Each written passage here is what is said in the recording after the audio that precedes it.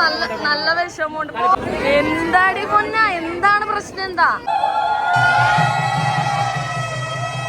Hello guys, എല്ലാവർക്കും ഒരു പുതിയ വീഡിയോയിലേക്ക് സ്വാഗതം. അപ്പൊ നമ്മുടെ മാളുക്കുട്ടിയുടെ കല്യാണത്തിന്റെ തലേന്നത്തെ വീഡിയോ ഇട്ടപ്പോൾ തന്നെ എല്ലാവരും കല്യാണ വ്ളോഗും പ്രതീക്ഷിച്ചിരിക്കുകയെന്ന് എനിക്കറിയാം. ഈ ഒരു വ്ളോഗ് കല്യാണ വ്ളോഗാണ് ഗൈസ്. രാവിലെ വെളുപ്പിനെ എണീറ്റ് കുളിച്ച് റെഡി ആയിരിക്കുകയാണ് ഞാനും കുഞ്ഞപ്പനും ചേട്ടനും. ഞാനപ്പോൾ ഓൺ വോയിസ് കൊടുത്തതാണ്. ആ വോയിസ് ഒന്നും റെക്കോർഡ് ആയില്ല. അപ്പൊ അതാണ് ഞാനിപ്പോൾ വോയിസ് ഓവർ കൊടുക്കുന്നത്. പാവം കുഞ്ഞപ്പം വെളുപ്പങ്കാലത്ത് എണീറ്റ് കുളിച്ചിരിക്കുന്നതിന്റെ ആ ഒരു ഇതാണ് കേട്ടോ, ഉറക്കച്ചടവ്. ഞങ്ങൾ നേരെ കാറിൽ കയറി നേരെ പോകുന്നത് എന്നെ മേക്കപ്പ് ചെയ്യുന്ന നമ്മുടെ ബ്യൂട്ടീഷ്യൻ ചേച്ചിയെടുത്തൊക്കെയാണ്. പ്രൊഫഷണൽ അടിപൊളി കിടുക്കാച്ച ഒരു ബ്യൂട്ടീഷ്യൻ ആണ് ചേച്ചി.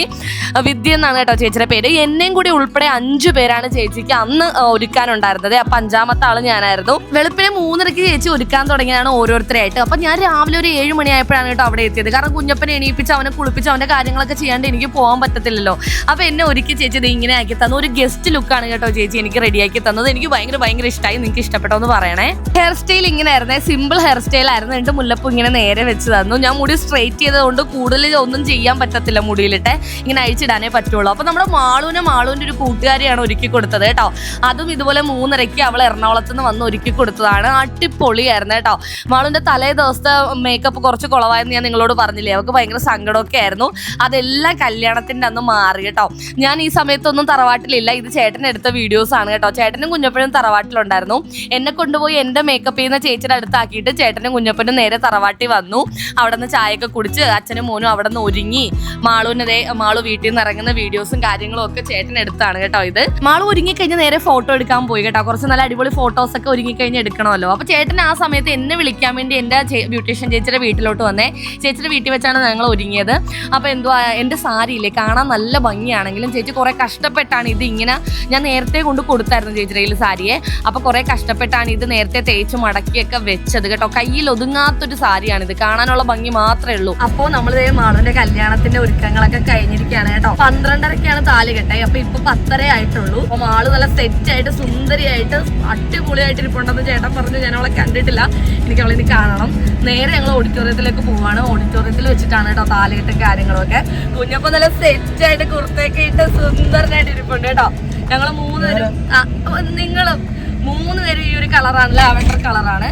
ഞാനൊന്നും കഴിച്ചിട്ടില്ല കേട്ടോ. ഫുഡ് കഴിക്കാനൊന്നും സമയം കിട്ടിയില്ല. ഇനിയിപ്പോ സദ്യ കഴിക്കാം. അവിടെ ആരെങ്കിലും ഉണ്ടാവും ഞാൻ വീട്ടിൽ കൂട്ടി ഇറങ്ങിയാണ്. ഇനി കയറണ്ട. ഇനി നമുക്ക് നേരെ ഓഡിറ്റോറിയത്തിലോട്ട് തന്നെ പോവാം. ഞാൻ ആദ്യം സദ്യ കഴിക്കാം കേട്ടോ. എനിക്ക് നല്ല വിശപ്പുണ്ട്.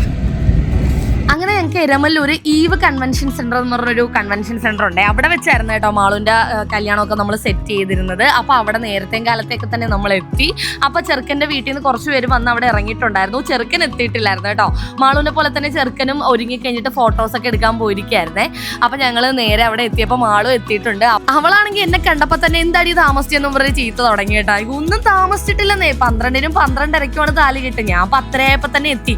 എന്നാലും എന്നെ ഒന്ന് ചീത്ത പറഞ്ഞില്ലെങ്കിൽ അവർക്ക് സമാധാനം കിട്ടത്തില്ല. അപ്പൊ ഞാൻ ആദ്യം പോയി വെൽക്കം ഡ്രിങ്ക് എടുത്ത് കുടിച്ചേ. 2-3 ഗ്ലാസ് ഡ്രിങ്ക് അങ്ങോട്ട് എടുത്ത് കുടിച്ചു. കാരണം ഞാൻ ഒന്നും തിന്നിട്ടില്ല. ഓഡിറ്റോറിയത്തിന്റെ സ്റ്റേജ് അറേഞ്ച്മെന്റ്സ് ഒക്കെ നല്ല അടിപൊളിയായിരുന്നു കേട്ടോ. നല്ല ക്യൂട്ടായിരുന്നു കാണാൻ. അതിന്റെ ഇടയ്ക്ക് വിഷ്ണു കൊച്ചിച്ചന്റെ മോനാണ് കേട്ടോ. അവനാണെങ്കിൽ ഒക്കെ സാരി റെഡിയാക്കി തരാന്ന് പറഞ്ഞിട്ട് അവൻ എന്റെ പ്ലേറ്റ് ഒക്കെ പിടിച്ച് റെഡിയാക്കി ഞാൻ അവന്റെ തലയിൽ അനുഗ്രഹിച്ചൊക്കെ കൊടുത്തു കേട്ടോ. കാറിൽ നിന്ന് എണീറ്റൊക്കെ വന്നപ്പോഴേ ഒന്ന് സാരിയുടെ ആ അടിഭാഗം ഒന്ന് ഉടഞ്ഞു പോയി. അങ്ങനെ 5 ആങ്ങളമാർക്കും കൂടി ഒരു പെങ്ങളാണ് കേട്ടോ നമ്മുടെ മാളു. അപ്പൊ 5 ആങ്ങളമാരും കൂടി വെയിറ്റ് ചെയ്ത് ഇങ്ങനെ ഇരിക്കുകയാണ് ചെറുക്കൻ വരാൻ വേണ്ടി. ചെറുക്കന് മാല ഇടണം, ചെറുക്കന്റെ കാല് കഴിക്കണം, ബൊക്ക കൊടുക്കണം, പിന്നെ അങ്ങനെ കുറെ ചടങ്ങുണ്ടല്ലോ. എന്നെ പൊട്ട് വെച്ച് നിങ്ങൾ ആരും കണ്ടിട്ടുണ്ടാവില്ല, കാരണം എനിക്ക് പൊട്ട് വെക്കുന്നത് ഇഷ്ടമല്ല. പക്ഷെ ഇങ്ങനെ ഒരുക്കി കഴിഞ്ഞപ്പോഴേ ഒരു കുഞ്ഞു പൊട്ട്, ആർക്കും കാണാൻ പറ്റാത്ത പോലെ ഒരു പേരിനൊരു പൊട്ട് വെച്ചപ്പോൾ ഒരു ചെറിയ ഭംഗിയൊക്കെ എനിക്ക് തോന്നിയേ. അങ്ങനെ പൊട്ട് കുത്തിയതാണ് കേട്ടോ. അങ്ങനെ ചെറുക്കനും വന്നു. ചെറുക്കൻ വരുന്നതിന് മുമ്പേ ചെറുക്കന്റെ ബന്ധുക്കളെല്ലാം വന്ന് നിൽപ്പുണ്ട് കേട്ടോ. ഇവരെയൊക്കെ നമുക്ക് വർഷങ്ങളായിട്ട് പണ്ടോട്ടേ അറിയാവുന്നവരാണ്. നമ്മുടെ വീടിനടുത്ത് തന്നെയാണ് കേട്ടോ ചെറുക്കന്റെ വീടും. നടന്നു പോകാനുള്ള ദൂരേ ഉള്ളൂ. ഇനി ഇത് കേൾക്കുമ്പോൾ ലവ് മാരേജ് ആണോ ചേച്ചി എന്ന് ചോദിക്കേണ്ട. അതേ, നല്ല അടിപൊളി ലവ് മാരേജ് ആണ്. വർഷങ്ങൾ നീണ്ട കാത്തിരിപ്പിനൊടുവിലാണ് കല്യാണം നടന്നിരിക്കുന്നത്. അപ്പൊ ചെറുക്കന്റെ അളിയനും പെങ്ങളും കൂടി ചെറുക്കനെ കാറിൽ നിന്ന് കൈ പിടിച്ച് പുറത്തേക്ക് ആനയിച്ചു. നല്ല ടെൻഷനിലായിരുന്നു കേട്ടോ. അഖിൽ എന്നാണ് നമ്മുടെ ചെറുക്കന്റെ പേര്. ഇതാണ് മാളുവിന്റെ അമ്മ, ചിറ്റയാണ് കേട്ടോ. അവിടെ നിൽക്കുന്ന എല്ലാവരും ഞങ്ങളുടെ ആൾക്കാരാണേ.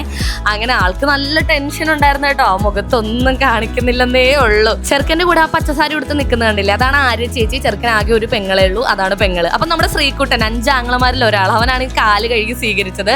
പിന്നെ വിഷ്ണു 2ാമത്തെ ആങ്ങൾ, അവൻ മാല ഇട്ടു. കൊടുത്തു. പിന്നെ അജയ് കുഞ്ഞപ്പൻ്റെ അച്ഛൻ്റെ സ്വന്തം അനിയനാണ് കേട്ടോ.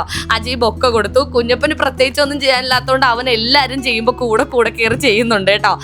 അങ്ങനെ അവർ കൈ പിടിച്ച് അകത്തേക്ക് കൊണ്ടുവന്നു കേട്ടോ. അപ്പോൾ ഇവരെല്ലാ ആങ്ങളമാരും കൂടി അകത്ത് കൊണ്ടുവന്ന് മാലയൊക്കെ ഇട്ട് സ്വീകരിച്ചിരുത്തി ആളൊന്ന് ടെൻഷനൊക്കെ കൂളാവാൻ വേണ്ടി. അപ്പം ഞങ്ങൾ ആ സമയം കൊണ്ട് പെൺപട എല്ലാവരും താലമെടുത്ത് വരാണ് കേട്ടോ. അപ്പോൾ ഇങ്ങനെ താലമെടുത്ത് എല്ലാവരും ഇങ്ങനെ പയ്യെ നടന്നു വരാണ്. ഈ താലം കൊണ്ട് ചെന്നിട്ട് എന്താ ഇനി ചെയ്യേണ്ടത്, എന്താണ് ഇനി അടുത്ത നെക്സ്റ്റ് എന്താ കാര്യമൊന്നും അറിയത്തില്ല. അപ്പോൾ എല്ലാവരും താലമെടുക്കാൻ പറഞ്ഞു. അങ്ങനെ ഞങ്ങൾ താലമെടുത്തു. ആ മാളും ഏറ്റവും പുറകിൽ കുറേ ഫ്രൂട്ട്സ് ഒക്കെ പിടിച്ച് താലമൊക്കെ ആയിട്ട് ഫ്രൂട്ട്സ് താലമായിട്ട് അവളും ഉണ്ട്. കൂടെ അവളുടെ ഇടവും വലവും അവളുടെ അച്ഛനും അമ്മയും ഉണ്ടാവണമെന്ന് പറഞ്ഞിട്ട് അവരും ഇടവും വലവും ഉണ്ട് കേട്ടോ. അങ്ങനത്തെ സ്റ്റേജൊക്കെ ഈവന്റ് മാനേജ്മെന്റുകാരുടെ കാര്യം ഒന്നും പറയാനില്ല, അത് എടുത്തു പറയേണ്ട കാര്യമാണ്. ഫുൾ കാര്യങ്ങളെല്ലാം അറേഞ്ച്മെന്റ്സ് ഈവന്റ് മാനേജ്മെന്റുകാരാണ് നോക്കിയത്. സദ്യയുടെ കാര്യവും സ്റ്റേജിന്റെ കാര്യവും അവിടെ ഇരിക്കുന്ന ഉപ്പ് തൊട്ട് കർപ്പൂരം വരെ എല്ലാം അവർ തന്നെയാണ് നോക്കിയത്. അങ്ങനത്തെ അച്ഛൻ കൈപിടിച്ച് കൊടുക്കുകയാണ് കേട്ടോ മാളൂന്. അതിൻ്റെ ഇടയ്ക്ക് രണ്ടും കൂടി എന്തോ കഥകൾ കാണിക്കുന്നുണ്ട് അവിടെ നിന്ന്. രണ്ടുപേർക്കും ടെൻഷൻ അടിച്ചിട്ട് ഒരു രക്ഷയില്ല. പിന്നെ നമ്മുടെ ഓഡിറ്റോറിയം AC ആയതുകൊണ്ട് വലിയ പ്രശ്നമില്ലായിരുന്നു കേട്ടോ. എൻ്റെ പൊന്നെ AC എല്ലായിരുന്നെങ്കിലുള്ള അവസ്ഥ എനിക്ക് ചിന്തിക്കാൻ വയ്യ. അങ്ങനെ വർഷങ്ങൾ നീണ്ട കാത്തിരിപ്പിനൊടുവിൽ അവർ വിവാഹിതരായി ഗൈസ്.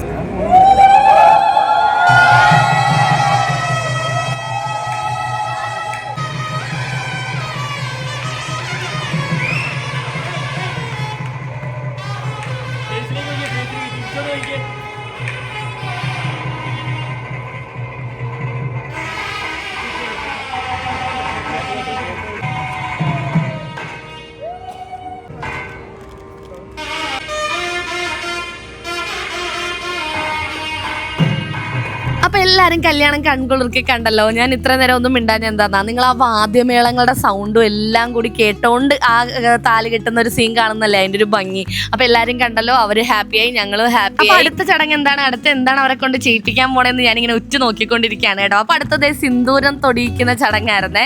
അപ്പൊ കല്യാണം കഴിഞ്ഞു, ഭർത്താവ് ആദ്യമായി ഭാര്യയുടെ നെറുകയിൽ സിന്ദൂരം ചാർത്തി. അത് കഴിഞ്ഞ് രണ്ടുപേരും 3 പ്രാവശ്യം ഇങ്ങനെ വലത്ത് വെച്ചു കൈ പിടിച്ച്. അതൊക്കെ കാണാൻ നല്ല ക്യൂട്ടായിരുന്നു കേട്ടോ രണ്ടുപേരും ചെയ്യുന്നത് കാണാൻ വേണ്ടി. വേറെ ആരുടെയും നമുക്ക് ഇത്ര അടുത്ത് നിന്ന് കാണാൻ പറ്റില്ലല്ലോ. നമ്മുടെ അനിയത്തിയുടെ ചടങ്ങല്ലേ നമുക്ക് ഇത്രയും അടുത്ത് നിന്ന് കാണാൻ പറ്റുള്ളൂ. അപ്പൊ ഞാനിങ്ങനെ ഭയങ്കര ആകാംക്ഷയോടെ ഓരോന്നും ആസ്വദിച്ചുകൊണ്ടിരിക്കുകയാണ് കേട്ടോ. പെട്ടെന്നാണ് അത് സംഭവിച്ചത്. എല്ലാവരും കൂടി ചേട്ടനതേ മാല ഇടാൻ വേണ്ടി വിളിച്ചു. നമ്മുടെ കല്യാണ ചെറുക്കന് ചേട്ടനാണ് മാല ഇട്ട് കൊടുത്തത്. എന്റെ ഷെയ്ക്ക് ഹാൻഡൊക്കെ കൊടുത്തത് കേട്ടോ. കാരണം ഈ 5 ആങ്ങളമാരിൽ മാളുവിന്റെ ഏറ്റവും മൂത്ത ചേട്ടനാണ് കുഞ്ഞപ്പന്റെ അച്ഛൻ. ഇതാണ് നമ്മുടെ അച്ചുക്കുട്ടനെ പരിചയപ്പെടുത്തരാം. കുഞ്ഞപ്പന്റെ കസിൻ ആണ് കേട്ടോ. 2 കസിൻസ് ഉണ്ട് കുഞ്ഞപ്പന്. അബിക്കുട്ടനെ നിങ്ങൾക്ക് അറിയായിരിക്കും, ഷോർട്സിലൊക്കെ ഞാൻ അബിക്കുട്ടനെ കാണിച്ചിട്ടുണ്ട്. അബിക്കുട്ടന്റെ അനിയനാണ് അച്ചൂസിനോട് ഞാൻ അപേക്ഷിച്ചടാ ഒരു ഉമ്മതാടാന്ന് പറഞ്ഞിട്ട് അവൻ അങ്ങനെ അധികം ആരുടെ അടുത്തും അടുക്കത്തില്ലേ, അങ്ങനെ അധികം ആരുടെ കൂടെ കളിക്കാൻ പോത്തൊന്നുമില്ല. എന്ത് പറ്റുമോ ആവോ, ഞാൻ വിളിച്ചപ്പോൾ തന്നെ എൻ്റെ അടുത്ത് വന്ന് എനിക്ക് ഉമ്മയൊക്കെ തന്ന്.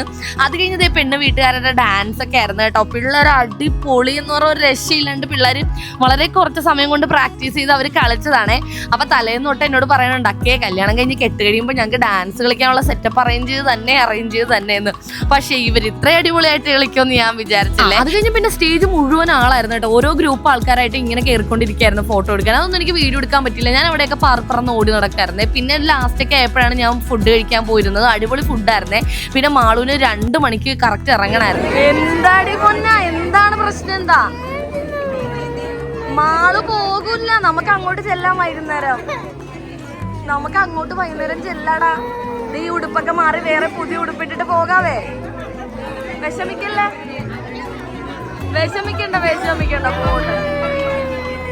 പോട്ടെ. അവർക്ക് 2 മണിയാകുമ്പോ വീട്ടിലെത്തണായിരുന്നു, അതുകൊണ്ടാ. ഇല്ല, നല്ല വിഷമമുണ്ട്.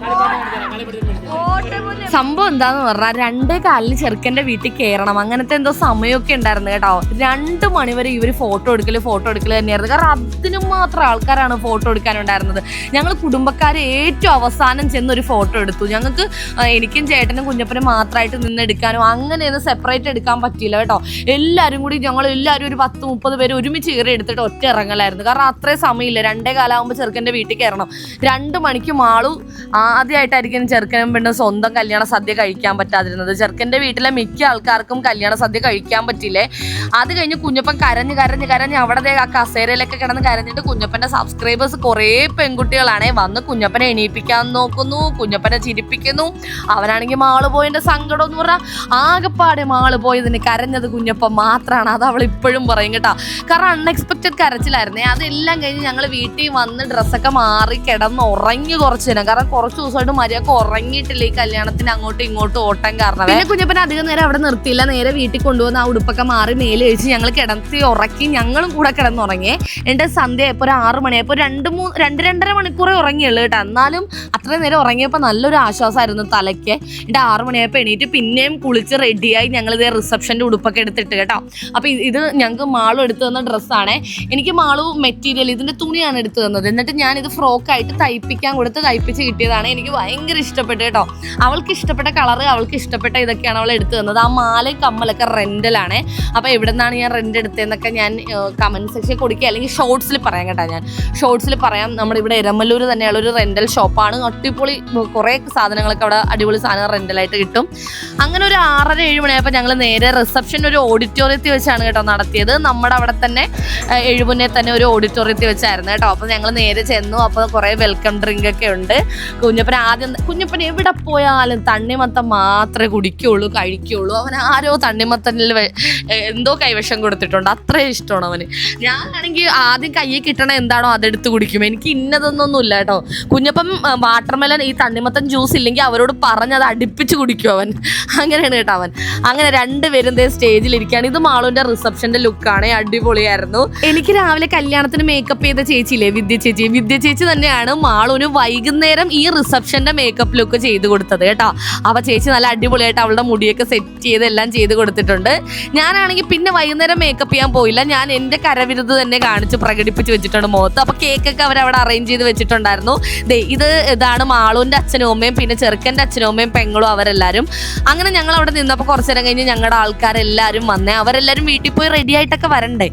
എല്ലാവരും റെഡിയായി വേറെ റിസപ്ഷൻ്റെ ഉടുപ്പൊക്കെ ഇട്ട് എല്ലാവരും ചെറുക്കൻ്റെ ഓഡിറ്റോറിയത്തിലേക്ക് എത്തി. പിന്നെ കേക്ക് മുറിയും കാര്യങ്ങളൊക്കെ ആയിരുന്നു. അത് കഴിഞ്ഞ് ചെറുക്കൻ്റെ വീട്ടുകാരുടെ വക ഡാൻസ് ആയിരുന്നേ. അവരുടെ കസിൻസ് എല്ലാവരും കൂടി പിള്ളേർ. എൻ്റെ മുന്നേ എനിക്ക് ഒന്നും പറയാനില്ലേ.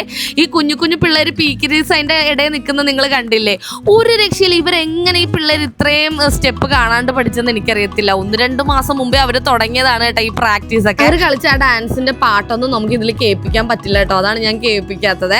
അങ്ങനെ അടിപൊളിയായിട്ട് കല്യാണം കഴിഞ്ഞു, റിസപ്ഷനും കഴിഞ്ഞു, എല്ലാ പരിപാടിയും കഴിഞ്ഞ്. എൻ്റെ പൊന്നെ ഒന്നും പറയണ്ട.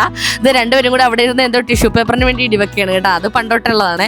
കുഞ്ഞപ്പൻ അതിൻ്റെ ഇടയ്ക്ക് ചെന്ന് മാളൂന് എന്തോ പൂവൊക്കെ കൊടുത്തിട്ട് ഓടിപ്പോകുന്നു, അവൾ ഉമ്മ വയ്ക്കുന്നു. അങ്ങനെ ഇത് കഴിഞ്ഞിട്ടുള്ള പിറ്റേ ദിവസത്തെ കാര്യങ്ങളൊക്കെ ഞാൻ പിന്നെ പറയാം. എല്ലാവരും വെയിറ്റ് ചെയ്യുക, സബ്സ്ക്രൈബ് ചെയ്യുക, ലൈക്ക് ചെയ്യുക, ഷെയർ ചെയ്യുക. ബൈ.